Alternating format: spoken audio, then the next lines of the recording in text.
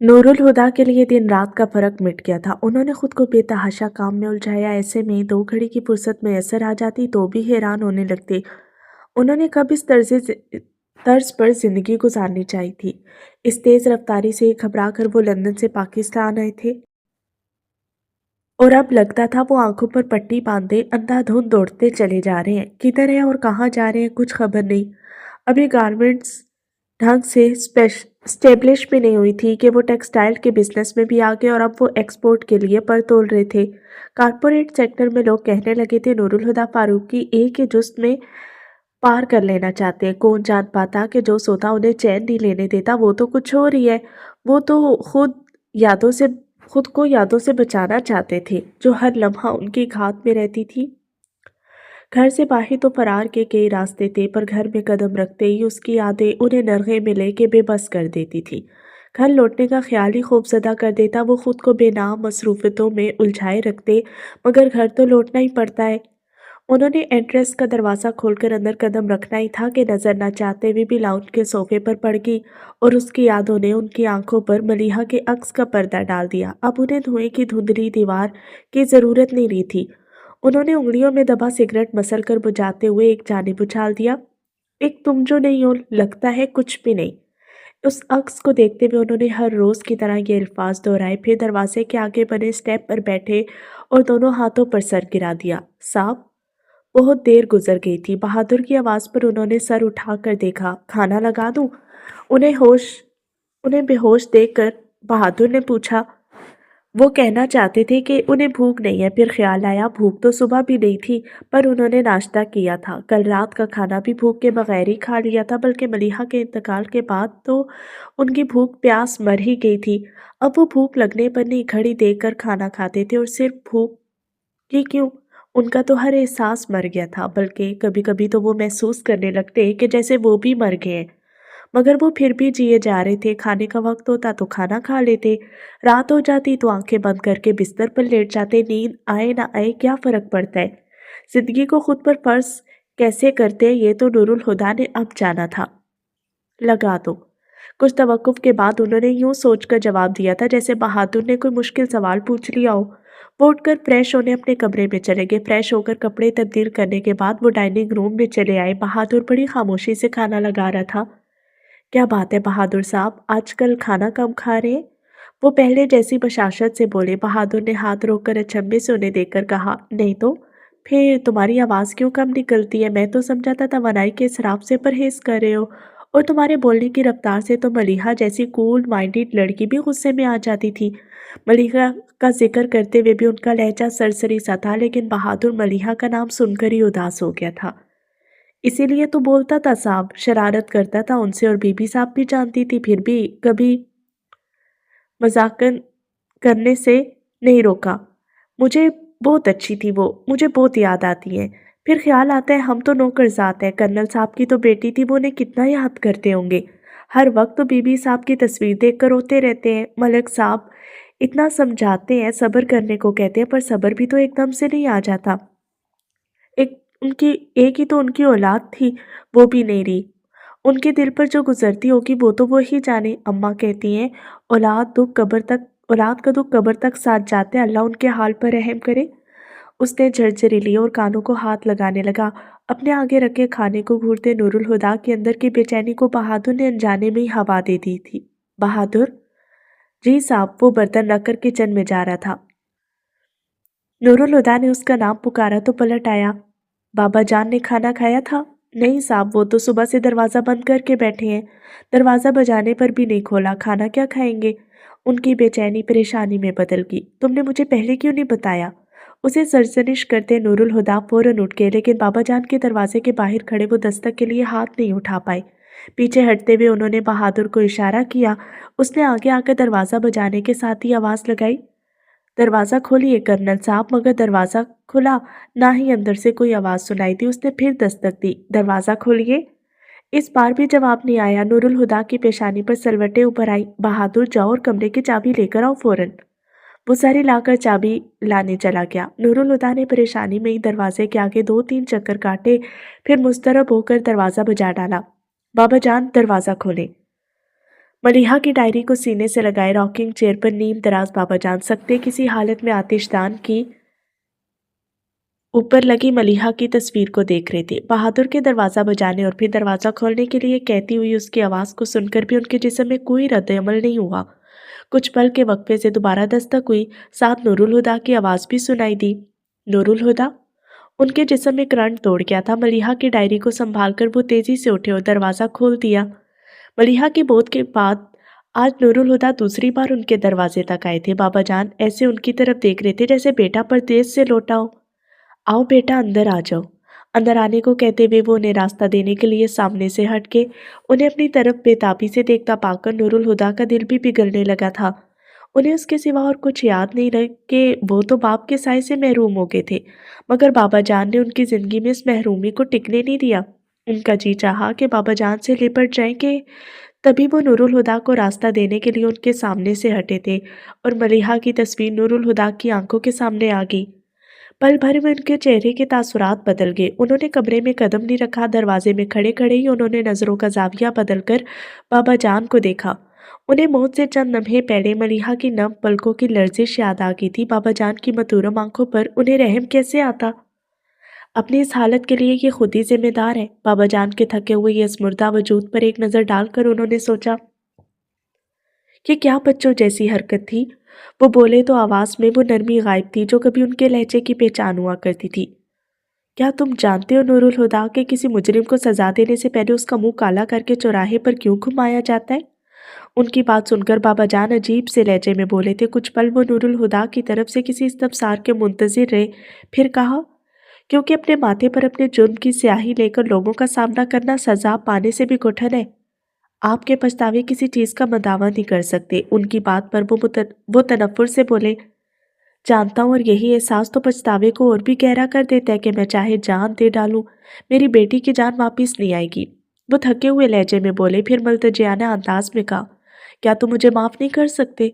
नूरुल हुदा सर्द लहजे में बोले, मेरी माफी मलिहा की माफी से मशरूत है। जाइए, जाकर अपनी बेटी से माफी मांगे। अगर उसने माफ कर दिया तो मैं भी माफ कर दूंगा। सर झुकाए बाबा जान बेबसी की इंतहा पर पहुंच गए थे। एक बात और, उंगली उठाकर नूरुल हुदा कहने लगे, बराए मेहरबानी आइंदा इस किस्म की हरकत करके मुझे परेशान मत कीजिएगा। फिर उनका रद्द अमल देखने के लिए वो रुके नहीं। उनमें इतनी हिम्मत भी नहीं थी कि बाबा जान के खंडर हुए वजूद को एक सेकंड भी और देख पाते। अपने कमरे में आकर वो चप्पल उतारे बगैर बेड पर गिर गए और आंखें बंद कर ली। आंसू उनकी आंखों के कोनों से निकलकर कनपटियों पर बहते चादर में जज्ब होते गए। मोहब्बतों का हुस्न इसी सूरत कायम रहता है जब ये हाथ में हाथ डाले एक ही सफ़र पर गामज़न हो। लेकिन अगर मोहब्बतें आपस में नफरत आजमा हो जाए तो बड़ी तबाही लाती है। इन्हीं मार्कों ने मलिहा की ज़िंदगी तबाह की थी और अब नूरुल हुदा के दर पे थी। मोहब्बत का सहर हो या कहर, बच पाना आसान नहीं।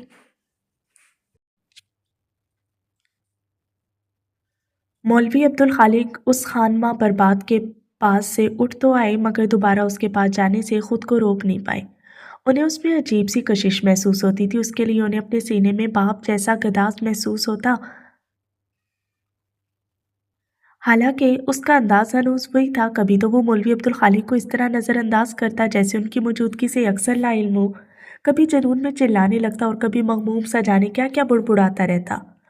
मौलवी साहब ने कभी उसकी किसी कैफियत में दखल नहीं दिया। वो एक सामे की हैसियत से उसके पास जाते थे और उसकी बेरब्त बातों को बड़े ध्यान से सुनते, जैसे वो कोई अहम बयान दे रहा हो। अगर उसका एक भी पॉइंट मिस हो गया तो वो गड़बड़ हो जाएगी।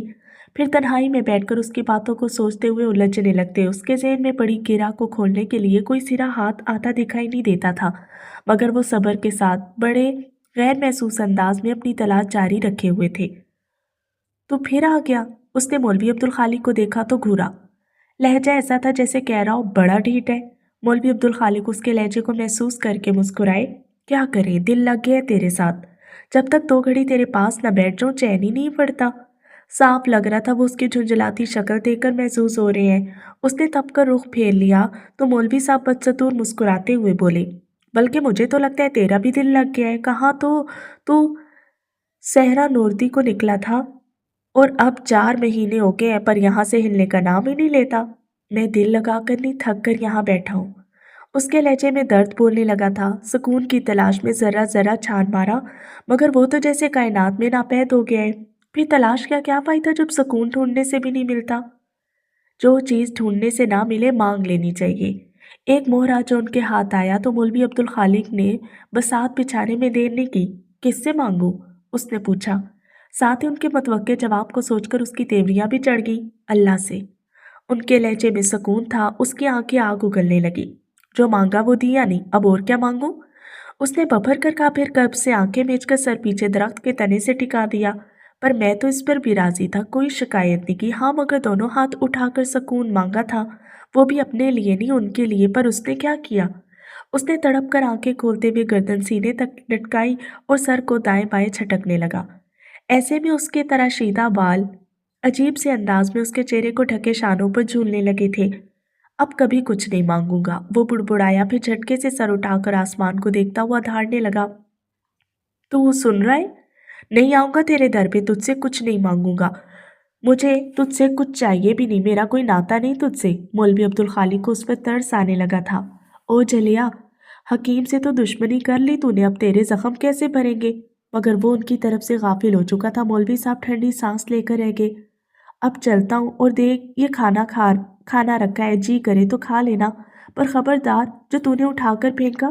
رزق کی بے ادبی ہوتی ہے۔ سائڈ میں رکھی ٹرے کی طرف اشارہ کر کے وہ جس طرح سے بولے تھے لگ رہا تھا سائی نے یہ کام کئی بار کیا ہے۔ ایک آخری نظر اس کے جھکے سر پر ڈال کر وہ اٹھ گئے، پر دوسرے ہی قدم پر انہوں نے ٹرے کو اٹھا کر پٹکنے کی آواز سنی۔ مولوی عبدالخالق نے پلٹ کر دیکھا، وہ چہرے پر سختی لیے کسی غیر مرئی نکتے کو گھور رہا تھا اور اس کے سامنے ٹرے کھانے سمیت الٹی پڑی تھی۔ انہوں نے بے بسی سے اسے دیکھا، پھر ٹرے سیدھی کر کے وہ جتنا کھانا اٹھا سکتے تھے اٹھا کر ٹرے میں ڈالا۔ اس کے بعد ادھر ادھر لڑکتے برتن سمیٹ کر ٹرے میں رکھے اور ناراضگی سے بولے، یہی کام کرنا ہوتا ہے تو کل سے کھانا نہیں لاؤں گا، رہ بھوکا۔ وہ خفا خفا سے اٹھ کر چل پڑے، لیکن اگلے دن وہ اپنے ساتھ کھانا لانا نہیں بھولے تھے۔ ملک کے ایک نامور اور بااثر بزنس مین اقبال یزدانی کی طرف سے پی سی کے لاؤنج میں زبردست ڈنر کا اہتمام کیا گیا تھا، جس میں شرکت کے لیے موصول ہونے والے دعوت ناموں کو شہر کے چوٹی کے بزنس مین اور پولیٹیشین اپنے لیے اعزاز سمجھ رہے تھے۔ اور کون نہیں جانتا کہ ایلیٹ کلاس کے ڈنرز اور پارٹیز موقع کو مناسب سے نہیں بلکہ موقع کی تلاش میں دی جاتی ہے۔ نور الہدیٰ کو موقع کو تو نہیں مگر مصروفیت کی تلاش اب اکثر رہا کرتی تھی، اور آج تو وجہ بھی تھی۔ وہ ہمیشہ کی طرح اہتمام سے تیار ہوئے، وقت پر ہی پہنچ گئے، مگر وی آئی پیز کی آمد تو تاخیر سے ہوا کرتی ہے۔ اقبال یزدانی نور الہدیٰ کے ٹیبل پر بیٹھے حسب عادت پھلجھڑیاں چھوڑے تھے۔ نور الہدیٰ واقعی ان کی باتوں کو انجوائے کر رہے تھے کہ چیمبر آف کامرس کے صدر کی آمد کا شور اٹھا اور وہ انہیں ویلکم کرنے کے لیے اٹھ گئے۔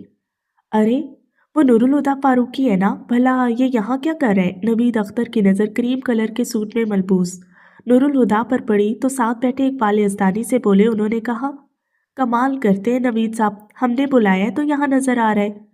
کمال تو آپ نے کیا یزدانی صاحب، یہ لڑکا جسے بزنس فیلڈ میں آئے ابھی جمعہ 8 دن بھی نہیں ہوئے، آپ اسے پرسنلی انوائٹ کر رہے ہیں؟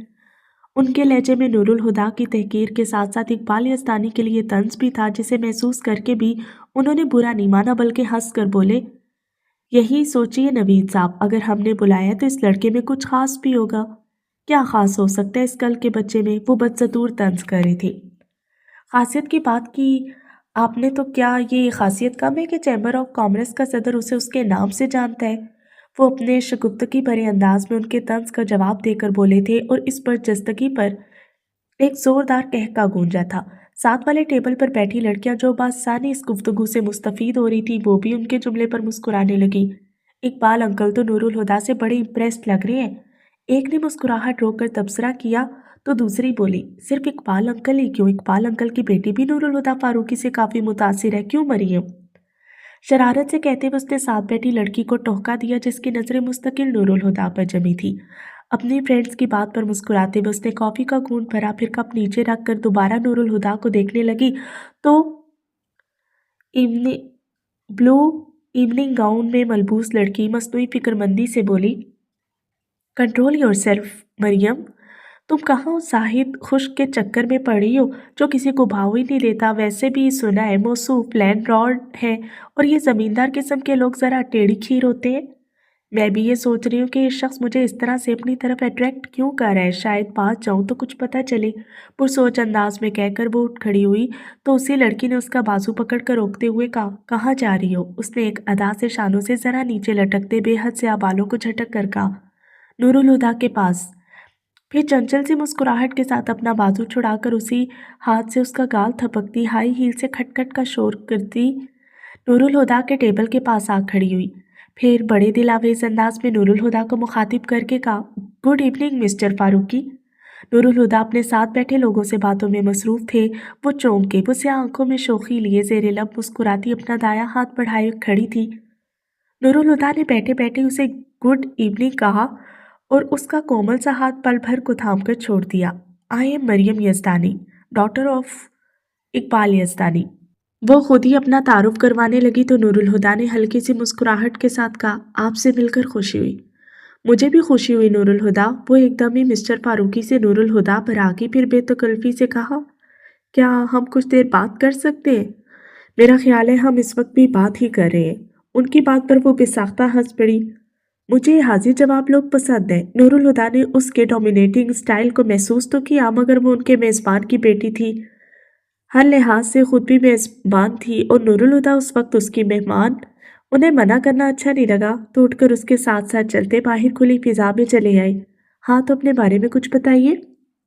चलते हुए वो उनके सामने आकर खड़ी और इस तरह बोली जैसे उन पर अपनी मौजूदगी को जिता रही हो। जो उसके साथ चलते हुए भी उससे बेनियाज लग रहे थे। नूरुल हुदा उसे देखकर मुस्कुराए। नाम तो आप जानती हैं, और क्या बताऊं? नाम से ज्यादा कुछ नहीं जानती, इसलिए जो दिल करता है बता दीजिए। नाम से ज्यादा जानकर आप क्या करेंगी? वो गुरेजा हुए। जान पे जान बढ़ाऊंगी। मरियम की बात पर नूरुल हुदा ने उसकी तरफ देखा और अंदाजा लगाए उसने बेसाख्तगी में ये बात कही है या वो बेबाकी की हद तक साफ गो है और वो उनकी सोचों से बेनियाज कहती जा रही थी। एनीवे, आप अपने बारे में नहीं बताना चाहते तो ना सही, कम से कम मेरे बारे में कुछ पूछ सकते हैं। बताइए। उसके इसरार पर नूरुल हुदा ने कहा और वो बताने लगी। थोड़ी सी जिद्दी हूँ, थोड़ी सी मूडी, और हाँ, बिजनेस से मुझे ज़रा दिलचस्पी नहीं, मगर पापा के कहने पर मैंने भी हार्वर्ड यूनिवर्सिटी से एमबीए किया है। वो बोले जा रही थी और नूरुल हुदा को उसकी बोल्डनेस अच्छी तो लगी थी, मगर वो उसका मकसद समझकर होशियार हो गए थे। लंदन की आज़ाद फिजाओं में रहते हुए उन्हें इस तरह की तेज तरारी का कई बार अंदाजा हो चुका था और वो इस तरह की बोल्ड लड़कियों से जान छुड़ाने में माहिर हो चुके थे। वो कोई फरिश्ता सिर्फ नहीं थे, हाँ, मगर इतना ज़रूर था कि वो इस तरह की फजूलियात से हमेशा बचते ही रहते। वजह सिर्फ उनके दिल तक वजह सिर्फ यही थी, इसीलिए उनके दिल तक कोई पहुंच नहीं पाई, और जो पहुंची उसने मोहब्बत को उनके लिए इस तरह इबादत समझा, नूरुल हुदा उसे पाने की ख्वाहिश भी नहीं कर सके। आपसे बात करके अच्छा लगा, लेकिन अब इजाज़त दीजिए, मुझे जाना होगा। नूरुल हुदा ने उनसे जान छुड़ाना चाही। उधर वो समझकर भी हैरान होकर बोली, एक्सक्यूज़ मी, आपको यहाँ डिनर पर बुलाया गया और आप डिनर किए बगैर जाना चाहते हैं? मजबूरी है, मुझे एक बेहद ज़रूरी काम से जाना है। रवानी से झूठ बोलते हुए उन्हें वो लड़की याद आ गई जिसके लिए उन्होंने झूठ बोलना सीखा था और उनके चेहरे पर हंसी उभर आई, जिसे महसूस करके मरियम ने रुकने पर इसरार तो नहीं किया, मगर अगली मुलाकात तय करने से खुद को रोक नहीं पाई। 10 दिन बाद न्यू ईयर नाइट है, तो हम न्यू ईयर नाइट पे मिल रहे हैं, डन? कहकर उसने वादा लेने के लिए अपना दायां हाथ उनकी तरफ बढ़ाया। नूरुल हुदा ने उसे देखा, फिर उसका हाथ थाम कर बोले, बाय। फिर फौरन ही उसका हाथ छोड़कर पलटे और अंदर जाकर किसी को अपने जाने की इत्तला दिए बगैर वो पार्किंग की तरफ बढ़ते चले गए। मरियम हैरत से आंखें फाड़े उन्हें जाते हुए देख रही थी। उसे यकीन ही नहीं आया कि वो इतने आराम से उसकी इंसल्ट करके जा चुके हैं। फिर एकदम ही उसे नूरुल हुदा पर गुस्सा आया और पैर पटक कर अंदर चली गई। सर्द और तारीक रात उस वीराने में उतर चुकी थी। स्याह रंग आसमान पर न चांद चमक रहा था, न तारे टिमटिमा रहे थे। फिर चांद तारों को देखने के लिए वहां था भी कौन? खलकत सो चुकी थी और जो जाग रहा था वो बद आंखों के पीछे जहान आबाद किए दुनिया और माफिया से बेखबर बैठा था कि जीप के इंजन की आवाज़ उस सन्नाटे में गर्राहट की तरह उभरी थी। फिर लम्हा लम्हा करीब आती आवाज़ तेज होती गई। फिर यूं लगा जैसे पल भर को जीप रुकी हो, मगर उसका इंजन अब भी गर्रा रहा था। दरवाज़ा खोलकर कोई उतरा, फिर चंद सेकंड बाद ही दौड़ता हुआ वापस जीप में बैठ गया। दरवाज़ा बंद होने की आवाज़ के साथ जीप हवा के साथ उड़ती दूर निकल गई। मगर साई के इस तगराक में कोई फर्क नहीं आया। फिर एक बारीक सी आवाज़ सुनाई दी, इतनी बारीक कि अगर सन्नाटा इतना दबेज ना होता तो शायद सुनाई ना देती। पल भर को वो आवाज़ मासूम हो गई, मगर कुछ सेकंड बाद दोबारा सुनाई देने लगी और फिर चुप हो गई। उसके बाद दोबारा उभरी और मुस्तकिल आने लगी। साई ने पट से आंखें खोलकर देखा और सर घुमाकर इधर उधर देखने लगा, लेकिन उस अंधेरे में भला क्या नजर आता। आखिर आवाज़ की सिमत का तयन करके वो उठा और एक तरफ को चलने लगा। अब आवाज़ साफ और वाज़ेह सुनाई दे रही थी।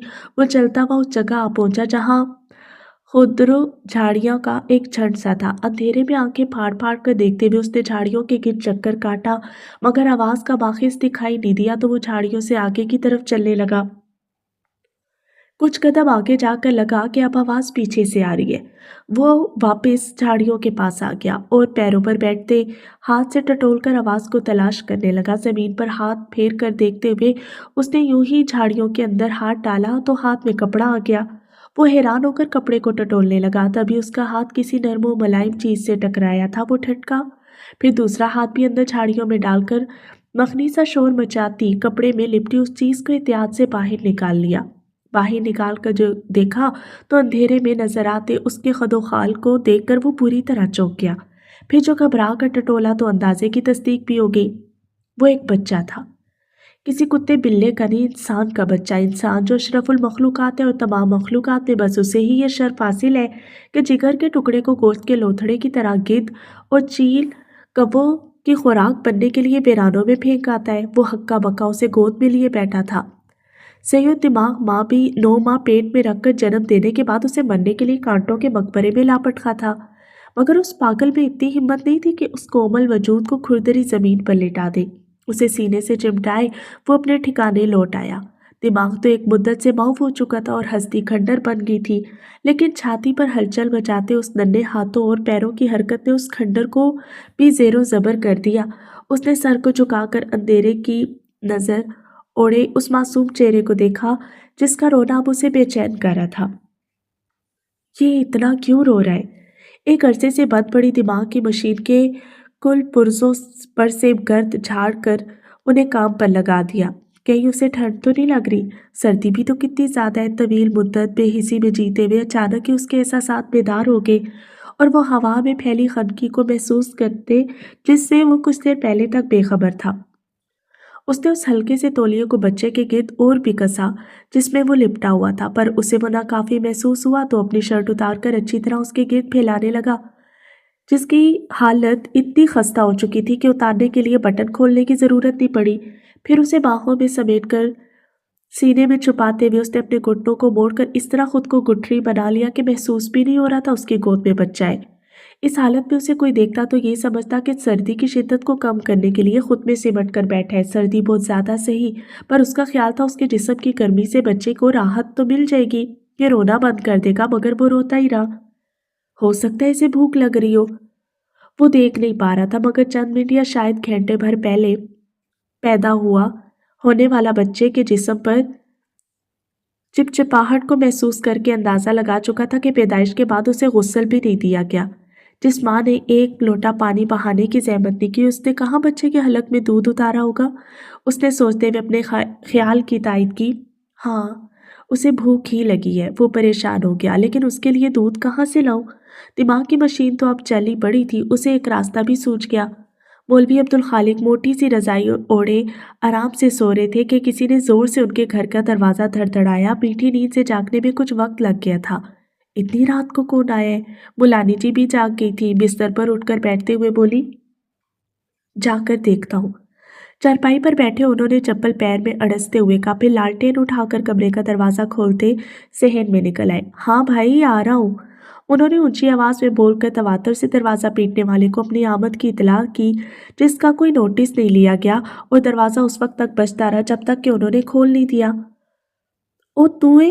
लालटेन की रोशनी में आने वाले का चेहरा देखकर वो हैरत से बोले, फिर उसका बाजू पकड़कर उसे अंदर करते हुए बोले, चल अंदर आ जा। वो दरवाजे के कुंडे में जंजीर अटका कर पलटे तो वो उनके पीछे खड़ा था। ओ चलिया, इधर क्यों खड़ा है? कमरे में आजा, बड़ी ठंड है। फिर उसे साथ लिए कमरे में चले आए, जिसका ऊपरी धड़ बरहना था और एक पोटली सी उसने बांसों में छुपा रखी थी। कमरे में आकर उसने अपने बाजू ढीले किए तो बच्चे की झलक देखकर चारपाई के सहारे दुपट्टा उठाकर ओढ़ती मुलानी जी के हाथ रुके। ये किसका बच्चा उठा लाया है? इंसान का, उसने मतानत से इतला दी। पर तुझे कहाँ से मिल गया? मौलवी साहब की हालत भी मुलानी जी से मुख्तलिफ नहीं थी। झाड़ियों में से। सुभान अल्लाह, मौलवी साहब ऐसे लहजे में बोले जैसे यकीन ना आया हो। इसे भूख लगी है। वो उनकी कैफियतों की परवाह किए बगैर बच्चे की तरफ इशारा करके बोला, जो भूख से इस कदर निढाल हो चुका था कि अब रो भी नहीं पा रहा था। मौलवी साहब अब भी परेशान था, मगर बच्चे की भूख का सुनकर बोले, हाजरा उठ दूध लेकर आ। पर मौलवी साहब, उससे ये तो पूछ ले कि किसका बच्चा उठा लाया है। वो भी पता चल जाएगा, तू दूध तो ले आ। पर वो उठी नहीं। उनकी नज़र बच्चे पर जमी थी, जिसे गोद में लिए साईं चारपाई पर बैठ गया था। इसका तो अभी गुस्ल भी नहीं हुआ। मुलानी जी की बात पर मौलवी अब्दुल खालिक का ध्यान बच्चे की हालत पर गया और मामले की तह तक पहुंच गए। फिर जब वो बोले तो उनके लहजे में कुछ देर पहले वाला हैजान नहीं था।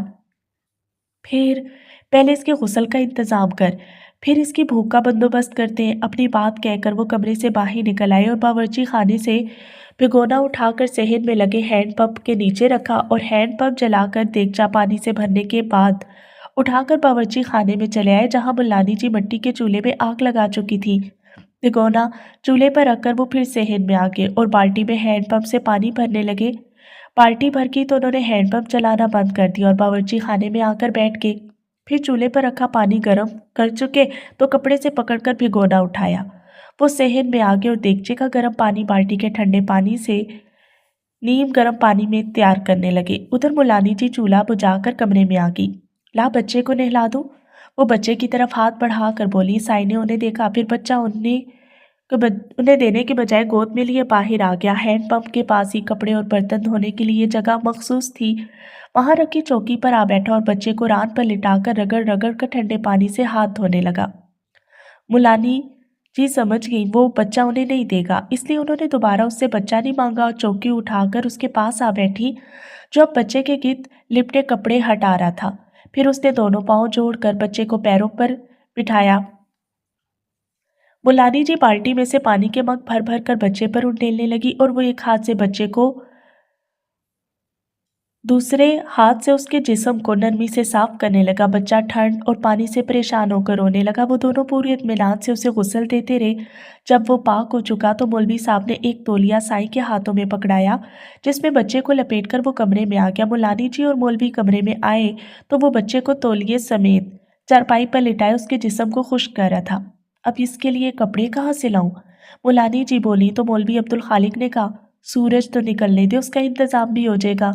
फिर ऐसा करती हूँ, गर्म चादर निकाल लेती हूँ, अभी उसमें लपेट लेते हैं। बोलती हुई वो गर्म चादर निकालने लगी। फिर जब बच्चे को गर्म चादर में लपेट चुके तो मौलवी साहब साईं से बोले, ला बच्चा मुझे दे दे।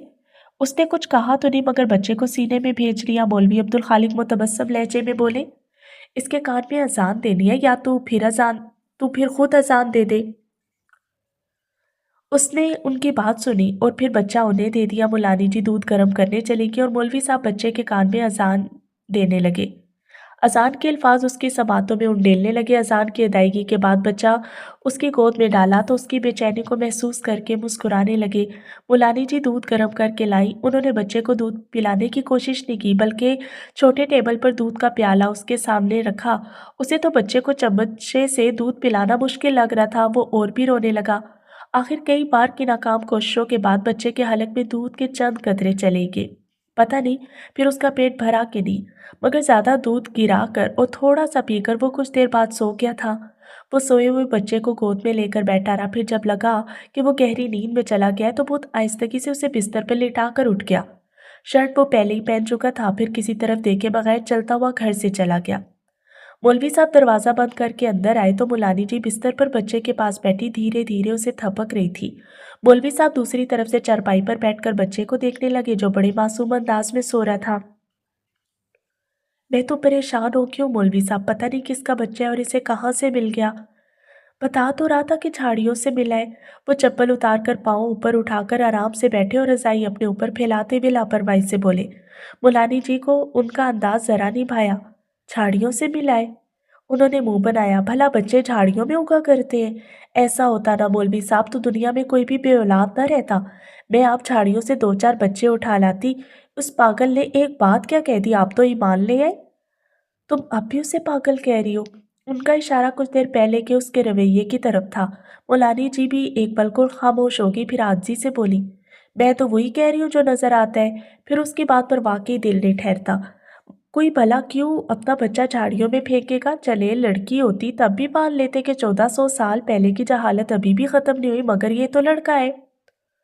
तू बहुत भोली है हाजरा, और मैं कोई बड़ा बुरा क्यास नहीं करना चाहता, पर इतना समझ ले, जिस औरत ने बच्चा गोद से निकाल फेंका वो उस पर दावा नहीं करेगी, कर सकती ही नहीं, और जो दावा करती हो वो अपना बच्चा खुद से जुदा नहीं करेगी। अब और क्या कहूँ? तो ये बात जेल से निकाल दे कि उसकी माँ दुख में होगी, उसने किसी सुख की खातिर ही अपनी औलाद से दूर की होगी, और बस। अब इस बारे में कोई बात न करना कि बात सच हुई तो गीबत है, झूठ हुई तो बहतान, और गुनाह दोनों सूरतों में है। खुद को समझा ले कि उसका रिस्क इस घर में लिखा था और ये अपना हिस्सा लेने आया है। अल्लाह के काम हिकमत से खाली नहीं होते। उसे यहाँ भेजा है तो इसमें भी कोई मसलहत पोशीदा होगी, उसके खेल वही जाने। तहज्जुद का वक्त हो चुका था। अपनी बात खत्म करके मौलवी अब्दुल खालिक वुजू के लिए उठ खड़े हुए। मस्जिद से निकलकर मौलवी अब्दुल खालिक तस्बीह के दाने गिराते घर की तरफ जा रहे थे। मुलानी जी को जो दरवाजे पे खड़े देखा तो ठटक कर रुके। उन्हें याद नहीं आया कि 25 साल दवाजी जिंदगी में कभी मुलानी जी ने दरवाजे पर खड़े होकर उनका इंतजार किया हो। हैरान होते वो उनके पास चले आए और उनके उलझन भरे चेहरे पर नजर डालकर पूछा, क्या बात है? वो आया हुआ है। मुलानी जी परेशानी से कोई आई, कौन? बोलते हुए मौलवी साहब ने उनके ऊपर से अंदर घर में नजर डाली, फिर उन्हें साइड में करके घर के अंदर चले आए। खाली सहन को देखते हुए बैठक में आगे बच्चा जाग चुका था और साई उसे गोद में लिए चारपाई पर बैठा था। हालांकि वो यकटक बच्चे को देख रहा था, लेकिन उसकी आंखें दिलचस्पी से खाली थी और ना ही वो बच्चे से खेल रहा था, मगर बच्चे को उसकी मौजूदगी बहुत अच्छी लग रही थी। वो कभी अपने छोटे छोटे नरम हाथ उसके सीने पर मारता और कभी उसकी दाढ़ी में उलझाकर खींचता, बहुत मगन लग रहा था। पता नहीं साई ने मौलवी अब्दुल खालिक की मौजूदगी को महसूस किया या नहीं, क्योंकि उनके आने के बाद भी वो इन्हें मार्ग से बच्चे को देख रहा था। उस पर से नजर हटाकर मौलवी अब्दुल खालिक पीछे खड़ी मौलानी से बोले, दुकान खोलने का वक्त हो गया, मैं दुकान खोलता हूँ, तुम नाश्ता बना लो। लेकिन आज नाश्ता 3 लोगों का बनाना। वो यूं बोल रहे थे जैसे रूटीन की बात हो, और फिर जाकर दुकान का दरवाजा खोलने लगे। मुलानी जी 2 के बाद तीसरा पराठा बेल रही थी कि उन्होंने साई को कमरे से निकलकर बाहर जाते देखा और वो झुंझलाते हुए पराठा लपेटने लगी। जंगल में लगी आग की तरह गांव में यह खबर फैल गई कि साई किसी का बच्चा उठा लाया है, जो अब मौलवी साहब के घर में पल रहा है। उसके साथ ही चैम गोइयां होने लगी। मौलवी साहब का बहुत एहतराम था, मगर बात ही ऐसी थी कि उसी शाम की बैठक में ये जिक्र चल निकला। एक बात सुनिए मौलवी साहब, पता नहीं सच्ची है कि झूठी, पर सारे पिंड में शोर मचा है कि साई किसी का बच्चा उठा लाया है। झूठ सुना है। जब्बार उर्फ जहरे की बात पर मौलवी अब्दुल खालिक ने कहा, वो किसी का बच्चा नहीं उठा लाया, बल्कि बच्चे की वाली वारिस खुद बच्चे को उसके पास छोड़ गए थे। लेकिन बच्चा है किसका? एक और ने कहा, देख नियाज मोहम्मद, हमें तो उसकी नगेबानी का फर्ज सौंपा गया है, सो हम कर रहे हैं, बाकी की बातें तो अल्लाह जाने, उन्होंने मतानत से जवाब दिया। मगर मौलानी जी जिद हुई जा रही थी। अकल की बात कर ज़ैनब, जिसने रात के अंधेरे में बच्चा वीराने में फेंक दिया, कोई कहाँ से उसका पता ढूंढे? उनकी बात पर ज़ैनब बोली, ये भी है, पर कुछ दिन इंतजार करके देख ले, शायद कोई इसे लेने आ जाए। ज़ैनब तो वाकई का मक्कल है, एक दूसरी औरत बोली, अगर लेने ही आना था तो कोई छोड़ के ही क्यों जाता? लेकिन मुलानी जी, मामला तो मशकूक है, कोई क्यों अपना बच्चा फेंकेगा, वो भी इतने सोने मुंडे को? मेरे घर वाले ने मुंडे के चक्कर में 3 ब्याह कर लिए, अब कहता है चौथा करेगा, भला कोई वारिस को भी फेंकता है? अब क्या कहूँ सईदा, बात तो मेरी अकल में भी नहीं आती, पर मौलवी साहब कहते हैं बुरा क्यास ना करो। उसने कहकर इस टॉपिक को खत्म कर दिया। सेन में चारपाई बिछाकर बैठी औरतें धूप सेकते हुए अपने अंदाजे लगाती रही, जबकि वो जिसकी जात बनी हुई थी, साई की गोद में लेटा मजे से अंगूठा चूस रहा था। धूप उतर गई थी और मौलवी अब्दुल खालिक घर का आंगन बच्चों से भर गया था। बराबर बराबर 2 दरियां बिछी थी। एक दरी पर बैठे बच्चे हाथों में سپارے لیے لہک لہک کر قرآن پڑھے تھے اور دوسری دری پر وہ بچے بیٹھے تھے جو قرآن کا سبق لے کر یاد کر چکے تھے اور اب اپنے اسکول کی کتابیں کاپیاں لے کر بیٹھے ہوم ورک کر رہے تھے۔ سائیں نے آج پہلی بار مولوی صاحب کا گھر رخ کیا تھا، حالانکہ کچھ دنوں سے وہ برابر ان کے گھر کے چکر لگا رہا تھا۔ وہ کچھ دیر بچے کے ساتھ گزارتا، پھر اٹھ کر چلا جاتا، مگر جتنی دیر بھی وہاں رہتا بچے کے سارے کام خود کرتا۔ بچہ بھی اس سے مانوس ہو گیا تھا، وہ اسے پہچاننے لگا تھا، اسے دیکھتے ہی وہ مسکرا کے یوں اپنے ہاتھ پیر چلانے لگتا جیسے اسے بلا رہا ہو، پھر جتنی دیر اس کے ساتھ رہتا کھیلتا رہتا، روتا تو بالکل بھی نہیں تھا۔ سائیں دروازے پر آ کر رکیا تو بچے تجسس سے اسے دیکھتے ہوئے آپس میں خسر پسر کرنے لگے۔ بچے کو حساب کا سوال سمجھاتے مولوی عبدالخالق نے دروازے کی طرف بچوں کی دلچسپی محسوس کر کے سر اٹھا کر دیکھا، پھر سائیں پر نظر پڑتے ہی بشاشت سے بولے، او جلیا باہر کیوں کھڑا ہے؟ اب تو اس چوکٹ پر تیرے نام کی تعویذ گڑے ہیں، سیدھا اندر چلا۔ وہ چلتا ہوا اندر آیا اور مولوی عبدالخالق کے ساتھ دری پر بیٹھ گیا۔ اسے چپ دیکھ کر مولوی عبدالخالق نے کہا، کاکے سے ملنے آئے ہیں؟ اس نے دھیرے سے نفی میں سر ہلایا، پھر کہا، مجھے بھوک لگی ہے۔ سبحان اللہ! مولوی صاحب نے بے ساختہ کہا، پھر آوازیں دینے لگے، ہاجرہ، او ہاجرہ، کھانا لگاؤ بئی۔ لیکن ایک منٹ، انہیں کچھ خیال آیا تو بول کر معنی خیز نظروں سے اسے دیکھنے لگے، کھانا تو ضرور ملے گا، پر پہلے ایک کام کرنا ہوگا۔ اس نے سوالیہ نظروں سے انہیں دیکھا۔ مولوی عبدالخالق اس کے استفسار کو سمجھ گئے تھے، لیکن اس کے کچھ بتانے کے بجائے وہ اشارے سے ایک بچے کو پاس بلانے لگے، ادھر آ۔ بچہ پاس آ گیا تو بولے، جا کر جبار سے کہہ کر اپنا تام جھام اٹھا کر چلا آئے۔ جبار کون؟ جیرا نائی؟ بچے نے معصومیت سے بولتے ہوئے تصدیق چاہی تو مولوی صاحب ماتھا پیٹ کر بولے، تم لوگ نام بگاڑنے سے باز نہ آنا، ہاں بھئی جا کر جیرے نائی سے کہو میں نے بلایا ہے۔ اور بچہ ان کے کلسنے پر محسوس ہوتا باہر بھاگ گیا۔ اسے بھیج کر مولوی عبدالخالق سائیں کی موجودگی کو فراموش کرتے ہوئے بچوں کو پڑھانے لگے۔ سلام مولوی صاحب۔ جبار نے دروازے پر ہی سلام جھاڑا۔ مولوی صاحب اس کے سلام کا جواب دیتے اٹھ کھڑے ہوئے، اپنا سامان ساتھ لائے ہو؟ جی مولوی صاحب، سب اٹھا لایا۔ اس نے اپنے کندھے سے لٹکے لکڑی کے صندوق کو تھپکا، پر آپ کے بال تو جمعے کو ہی تراشے تھے اور خط بھی بنایا تھا، پھر کیسے بلانا ہوا؟ اس کی بات پر مسکرا کر مولوی صاحب نے سائیں کی طرف اشارہ کر کے کہا، تیری ضرورت مجھے نہیں اسے ہے۔ پھر اس کے پاس آ کر بولے، چل اٹھ، بہت پھر لیا اس طرح، اب تجھے انسان کا بچہ بناتے ہیں۔ اس کے بعد اندر سے میز اور کرسی منگوا کر اسے کرسی پر بٹھا دیا۔ جبار پھرتی سے اپنا سامان نکال کر میز پر رکھتا جا رہا تھا۔ سائیں کے جی میں جانے کیا آئی کہ آئینہ اٹھا کر اس میں اپنا چہرہ دیکھنے لگا۔ وہ چہرہ جسے مدت سے دھویا نہیں گیا تھا، بڑھے ہوئے بالوں اور نہ تراشیدہ داڑھی میں چھپا ہوا تھا۔ اسے جیسے خود پہ بھی اپنی پراگندہ حالت پر یقین نہیں آیا۔ داڑھی کے چپچپاتے بالوں پر ہاتھ پھیرتے ہوئے اس نے اپنے اصل روپ کو یاد کرنا چاہا، پر حیرت کی بات تھی اسے اپنی صورت یاد نہیں آئی، اور آتی بھی کیسے؟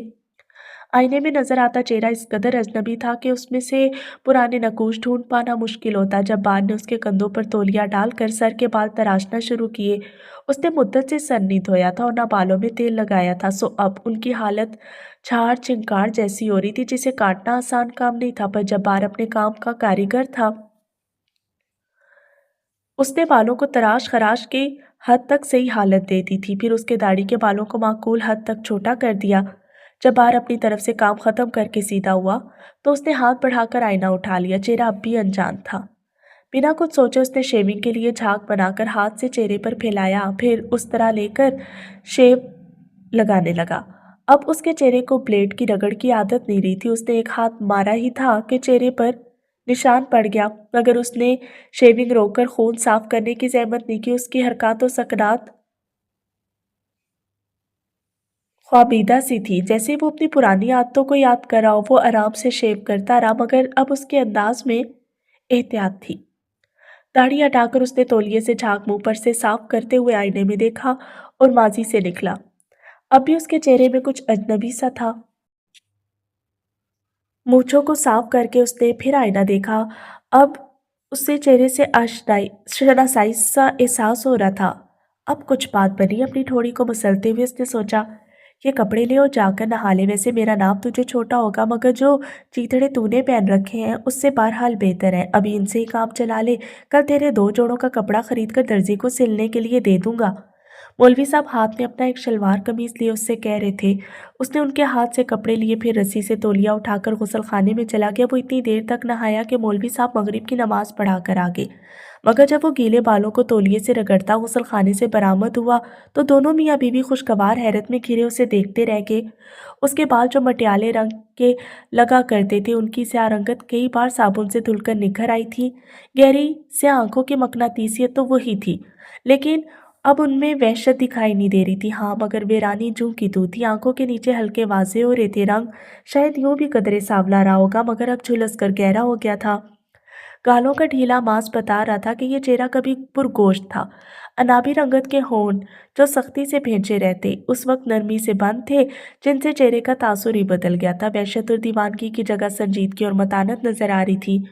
उसकी दराज कामत को तो नजर आती थी, मगर शानों की चौड़ाई अब ज्यादा नुमाया हो रही थी। अंदाजा लगाया जा सकता था कि वो कभी सेहतमंद जिस्म का मालिक रहा होगा, लेकिन अब उसका वजन काफी कम हो गया था। मौलवी साहब के कपड़े उसके कद पर काफी छोटे थे। शलवार टखनों से ऊपर जा रही थी और कमीज घुटनों से ऊपर।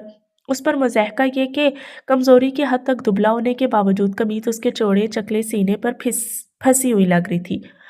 मगर जिसने उसे दीवानगी के आलम में देखा हो, उसके लिए उसकी बदली हुई हालत वाकई खुशगवार थी। साई की तो हालत ही बदल गई है मौलवी साहब, देखे जरा कैसा सोना रूप निकाला है। मुलानी जी की बात पर उसे देखते हुए वो मुस्कुराते लहजे में बोले, ये साई नहीं है हाजरा, अल्लाह का बंदा है, अब्दुल्ला है। क्यों अब्दुल्ला, मैंने ठीक कहा ना? वो नहीं देख रहा था, पर उनके इस्तफसार पर नजर चुराकर कीला तौलिया रस्सी पर फैलाने लगा। मौलवी साहब की मानी खेज मुस्कुराहट और भी कह रही होगी, ना मान, तेरे ना मानने से उसकी बुजुर्गी और तेरी बंदगी में फर्क नहीं आएगा। और वो अनजान सा बना उंगलियों की मदद से अपने बाल सुलझाने लगा। मुलानी जी ने देखा तो बोली, इधर आ मेरे पास, मैं बाल बना देती हूँ। वो उठकर दीवार गिर अलमारी से कंघा पकड़कर वापस अपनी जगह पर आ बैठी। उसने सेन में पड़ी पीढ़ी उठाकर चारपाई के पास रखी जिस पर मुलानी जी बैठी थी, और उस पर बैठकर सर उनके सामने झुका दिया। मौलवी साहब की मुस्कुराती नजरें उस पर टिकी थी, जो निगाहें नीची किए किसी भी तरफ देखने से गुरेज कर रहा था, जबकि मुलानी जी उसके बाल बनाते हुए बोलती जा रही थी, देने वाले ने कितनी प्यारी सूरत दी है, पर तू है कि खामखा बिगाड़ रखी है। अब ना वो हालत बनाना, मुझे नहीं पता तुझ पर क्या बीती है, तेरे जख्म उधर ना जाए इसलिए पूछूंगी भी नहीं, लेकिन एक बात कहूंगी कि अगर आज बीते हुए कल का मातम मनाया जाए तो उसकी नहुसत के साए आने वाले कल पर भी पड़ जाते हैं। जो हुआ अगर उसे भूल नहीं सकता तो याद करना भी छोड़ दे। ले, तेरे बाल भी बन गए। उसके बाल बन चुके तो उन्होंने कहा। तभी अंदर से बच्चे के रोने की आवाज आई। वो अंदर चारपाई पर सो रहा था और जागने पर खुद को अकेला पाकर रोने लगा। काका जाग गया, मैं जरा उसे देख लूं। खुद कलामी करती वो उठने लगी तो उसने उनके घुटने पर हाथ रखकर रोकते हुए कहा, आप रहने दीजिए, मैं देखता हूँ। हुलिया क्या सवारा, उसका तो बात करने का अंदाज भी संवर गया था। शाइस्तगी से बोलकर वो कमरे में आ गया और बच्चे को शाने से लगाकर चुप कराने लगा, लेकिन बच्चा तो उसकी गोद में आते ही ऐसे चुप हो गया जैसे माँ ने गोद में ले लिया हो। उसका रोना बंद हुआ तो अब्दुल्ला ने जैसे उसका तासुर देखने के लिए अपना चेहरा उसकी आंखों के सामने किया। बच्चा परेशान सा हो गया, लम्ब जाना पहचाना है पर चेहरा अजनबी। अपनी बड़ी बड़ी काली आंखों को पटपटाता वो अपने नरम हाथों से अजनबी चेहरे को छूने लगा तो एक मुद्दत के बाद अब्दुल्ला के चेहरे पर हल्की सी मुस्कुराहट उभर आई। इजहार तशक्कुर के तौर पर उसने उन नरम हाथों को चूम लिया। अब्दुल्ला, अगर खाना खा लो। कुछ देर बाद मुलानी जी ने दरवाजे पर आकर कहा, फिर बच्चे को उसकी गोद में देखकर बोली, इसे भी साथ ले आना, इसके फीडर का वक्त हो गया, पर कंबल में ठीक से लपेट लेना कि सर्दी ना लग जाए। वो चली गई तो अब्दुल्ला भी उसे कंबल में लपेटकर बाहर बावर्ची खाने में आ गया। मौलवी साहब खाना खत्म करके उठ गए। अच्छा अजरा, मैं मस्जिद जा रहा हूँ, इशा का वक्त हो गया है। और तू सुन अब्दुल्ला, खाना खाकर इधर उधर ना निकलना, बहुत होगी आवारा कर दिया। अब आराम से घर पर बैठ, उसके लिए भी बिस्तर बिछा देना। वो अब्दुल्ला से कहकर आखिर में फिर मुलानी जी से बोले थे। जब मौलवी साहब मस्जिद से लौटे तो वो बच्चे को साथ लिए सो रहा था, जबकि बच्चा सर घुमा घुमा कर कमरे में हर तरफ देखता उसके बाजू के तकिए पर लेटा जाग रहा था। उन दोनों को देखकर मौलवी अब्दुल खालिक ने मुलानी जी को देखा और बोले, रब सोने की यही बात तो सबसे सोनी है कि बंदा जो मांगता है उससे दोगुना देता है। अब देख, उससे एक पुत्र मांगा करती थी, उसने दो दो दिए हैं, अब संभाल इन्हें और अपने चाव पूरे कर। पर याद रखना, जिसने दिए हैं वो ले भी लेगा। बेशक मौलवी साहब, पर अभी तो मेरा आंगन भर गया है, मुझे इस पर खुश हो लेने दे, बस शुक्र करना मत भूलना। उन्होंने तंबी की, नहीं भूलूंगी, मुलानी जी ने यकीन दिलाया।